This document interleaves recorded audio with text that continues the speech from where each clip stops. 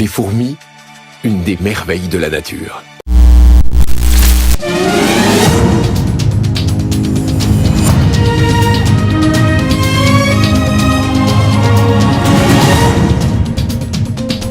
Aujourd'hui, dans notre édition grand format, nous nous intéressons aux espaces de travail. Autrefois fermés, puis complètement décloisonnés lors de l'apparition des open space dans les années 60, nos bureaux ont beaucoup évolué au cours des dernières années. Aujourd'hui, 65% des bureaux sont encore fermés, tandis que 20% des salariés en France travaillent en open space. Mais ces derniers présentent de nombreux désavantages. Manque de collaboration, nuisance à la concentration, baisse de productivité. Ainsi, de nouveaux types de bureaux voient le jour depuis quelques années pour pallier ces problèmes. Quel que soit l'instant T, en France, 45% des bureaux sont vides. Les collaborateurs sont en vacances, en congé maladie, en réunion, en pause, bref, un chiffre parlant. Open space, flex office, coworking, nomadisme, télétravail, autant de termes en vogue aujourd'hui pour parler des manières de travailler. Beaucoup les pensent comme un enjeu de marque employeur, mais certains y voient un véritable vecteur de performance. Nos reporters Margot Siguier, Alison Pic, Dina Alikanova et Nina Olivier vous emmènent découvrir les bureaux du futur et tenteront de répondre à cette problématique. Avant de nous retrouver sur le terrain, il nous paraissait nécessaire d'introduire quelques informations clés. Qu'est-ce que la performance ? La performance de l'entreprise est un concept complexe car multidimensionnel, s'appuyant sur la notion d'efficacité et d'efficience. Dans notre contexte, l'aménagement des espaces de travail a un impact sur deux de ces dimensions. La performance organisationnelle, avec la créativité, la collaboration, la cohésion, le réseau, l'adaptation à chacun, et sur la performance économique de l'entreprise, avec l'innovation, la compétitivité prix et la qualité du service. Maintenant, quelques chiffres. Le saviez-vous ? 36% des personnes reconnaissent l'espace de travail comme un critère d'influence sur le choix de leur futur employeur. 67% désirent pouvoir bénéficier de nouvelles méthodes de travail, telles que l'organisation du temps et de l'espace de travail, des modes de collaboration au sein des équipes. Également, 80% des innovations naissent grâce à la communication interpersonnelle, jamais par email. Enfin, 26% des salariés estiment que la configuration de l'espace de travail actuel constitue un obstacle à leur créativité.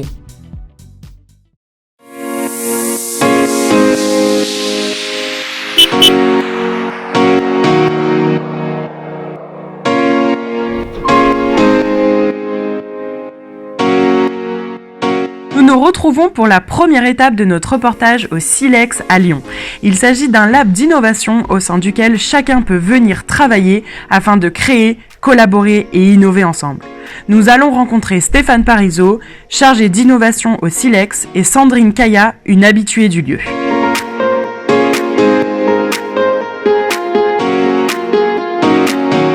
Alors l'open space, déjà, il faut bien comprendre que c'est à peu près toujours la même chose. C'est-à-dire que ce sont des bureaux qui sont standardisés, se trouvent dans un box ouvert, où on pense qu'on va peut-être mieux collaborer dans un espace de ce type-là. Dans cet espace qui est ici, vous allez voir qu'il y a une multitude d'assises possibles. Là, je me suis assis sur un fauteuil de ce type-là. Je pourrais m'asseoir sur ce petit amphi qui est ici, ou alors sur ce petit canapé là qui est par terre, affalé par terre. Donc vous voyez qu'en termes de posture physique, il y a déjà une multitude ici d'assises possibles. C'est la diversité des espaces. Ils sont tous différents, ils sont tous atypiques. Ici, on est dans une salle maternelle, donc on a l'impression de retomber en enfance, donc c'est assez marrant. Et d'un autre côté, ça ne nous empêche pas de travailler. Pour d'autres espaces, ça dépend un petit peu de notre interlocuteur. La modularité aussi des espaces. Et en fait, tout cet ensemble, ça rend très convivial. On est beaucoup plus à l'aise, je trouve, dans un espace comme celui-ci, que dans une salle de classe, de cours très formelle. L'intérêt d'avoir des espaces comme ça, où on choisit finalement la façon dont on va s'asseoir, c'est qu'on peut d'abord personnaliser l'espace. Personnaliser l'espace, ça veut dire qu'on va l'adapter en fonction de l'usage qu'on en a besoin.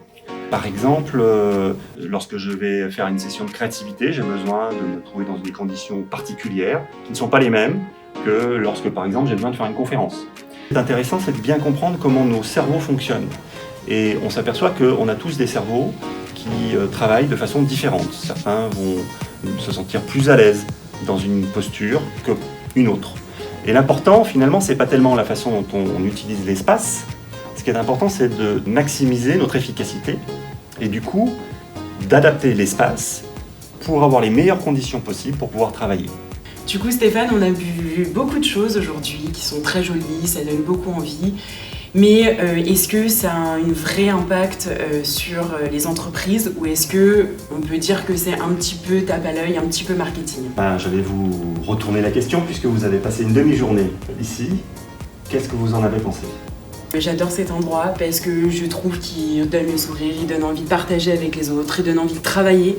Et je pense que dans un endroit comme ça où tout est un peu flexible et modulable, je pense qu'on peut vraiment attirer la créativité et qu'on peut vraiment travailler. Pour ma part, j'ai vraiment bien aimé cet endroit. Après, moi je m'y vois bien pour prendre un café, pour discuter avec les gens, vraiment pour me sociabiliser. Mais si jamais j'ai un travail à faire plus individuel, où j'ai besoin vraiment de concentration et d'être focus avec ma tâche à réaliser, je préférerais être dans une sorte de box, de bureau fermé et être vraiment tranquille. Tu as raison. On a pensé le Silex comme un outil de créativité au départ et permettre aux gens d'être dans des conditions où ils peuvent travailler ensemble. Par contre, il n'a pas la vocation de répondre à tous les usages. Notamment ceux dont tu mentionnes, où pour se concentrer par exemple, on a parfois besoin d'être seul et s'isoler. Donc cet espace n'est pas prévu pour ça. Pourtant, certaines personnes peuvent aussi se concentrer dans ces espaces-là parce que selon notre fonctionnement cognitif, on peut être à l'aise dans des espaces bruyants. C'est une des leçons qu'on a apprises en travaillant ici au Silex. Sincèrement, l'environnement de travail participe à ce qu'on va fournir comme énergie, comme travail, comme réflexion. Et au bureau, on est en ce qui me concerne, je suis dans un open space où on est 40. On n'est pas du tout dans un espace comme celui-ci. Ici, on a un sentiment presque d'individualité, de travail, de façon de procéder, de façon de s'organiser, parce que chaque espace est différent. Donc en fait, ça nous demande, nous aussi, de nous adapter. Donc, venir ici, c'est une bouffée d'oxygène, mine de rien.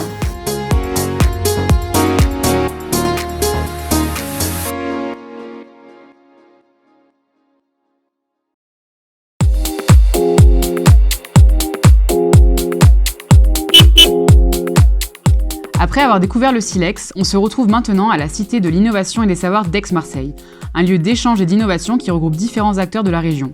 Nous allons rencontrer Romain Gimignani, responsable innovation chez Enedis, qui loue un espace de travail à la CISAM.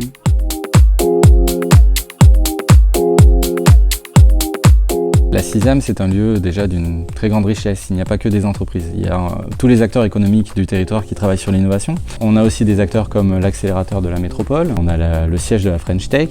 Donc toute cette richesse d'un écosystème avec des gens qui ont des méthodes de travail extrêmement différentes nous permet de nous acculturer d'autres méthodes.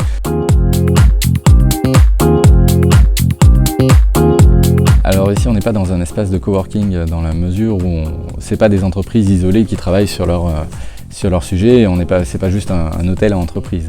Et le but, c'est d'échanger avec les autres acteurs dès lors qu'ils ont des problématiques qui touchent nos métiers ou que nous, on a des besoins d'innovation. Donc par construction, c'est un lieu d'échange. Le gros avantage de travailler à la CISAM par rapport à travailler à Enedis, c'est qu'on n'est pas confiné dans notre culture d'entreprise, notre savoir-faire, ce qui est bien par ailleurs. Donc il faut bien mêler les deux méthodes de travail, mais ça nous permet de voir autre chose. Clairement, ce type de bureau, c'est bien plus qu'un bureau, c'est vraiment une immersion dans un monde où on côtoie de tout. Donc ça fait très clairement évoluer la mentalité des gens, et si ce n'est pas évolué, au moins ça leur permet de se créer une propre approche du travail qui est singulière, puisque c'est un lieu unique au monde.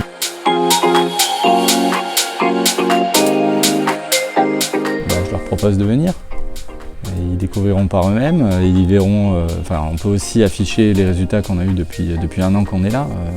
C'est spectaculaire, on a vraiment relevé des défis énormes comme l'intégration de l'IA de manière opérationnelle dans nos métiers. Donc je leur propose de venir et d'échanger et de passer une journée ici et d'échanger avec tous les acteurs.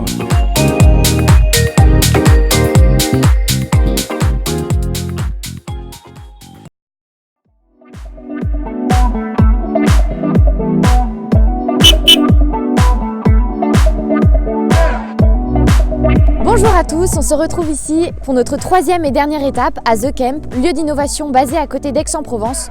Venez avec moi, on va découvrir. On se trouve ici devant l'arbre des inspirations. Donc sur ma droite, différents espaces de travail, comme par exemple des espaces avec des tables hautes, d'autres espaces avec des grandes salles de réunion, derrière moi un Fab Lab, et enfin d'autres types d'espaces comme par exemple un bar où les gens peuvent se réunir, créer des liens. Enfin autant d'espaces pour créer de la cohésion, exprimer sa créativité et finalement innover.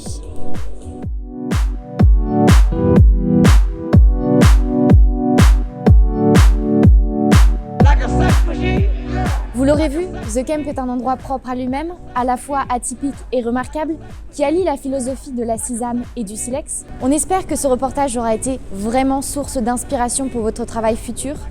Et je vous laisse maintenant avec quelques images du lieu.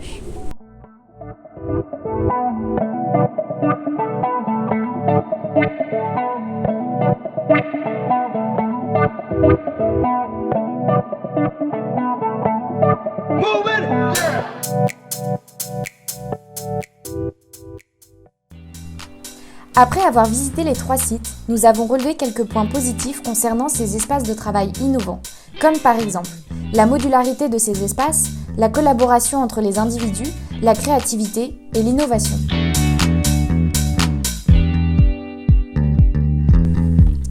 Nous avons également relevé quelques points perçus négativement par certaines personnes.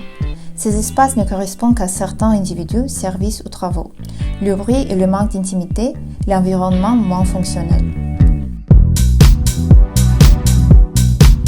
En dépit de profondes évolutions vécues par les entreprises dans leur organisation, leurs espaces de travail restent les premiers espaces de socialisation. L'hybridation de l'espace de travail peut ainsi être vue comme un formidable levier pour faire de ces espaces des lieux déstructurés entre vie professionnelle et vie personnelle, des lieux d'épanouissement individuel et de partage collectif. Enfin, ces espaces doivent faire coïncider les attentes des générations futures, avides de liens collectifs et de reconnaissance individuelle avec leurs attentes sociétales. À nous, à vous donc, de vous approprier ces nouveaux espaces de travail et d'épanouissement et de penser le changement dès aujourd'hui pour éviter d'avoir demain à changer le pansement. Je vous remercie à tous d'avoir suivi cette édition du jeudi 12 décembre 2019. Vous retrouverez dans quelques instants votre météo, présentée par Evelyne Delia, suivie de votre téléfilm A Lovely Christmas in Pure Ricard. Bonne soirée à tous. Bonjour à tous, je vous retrouve maintenant en direct de la Cité des Savoirs... Non. Nous nous trouvons ici, je sais pas où on est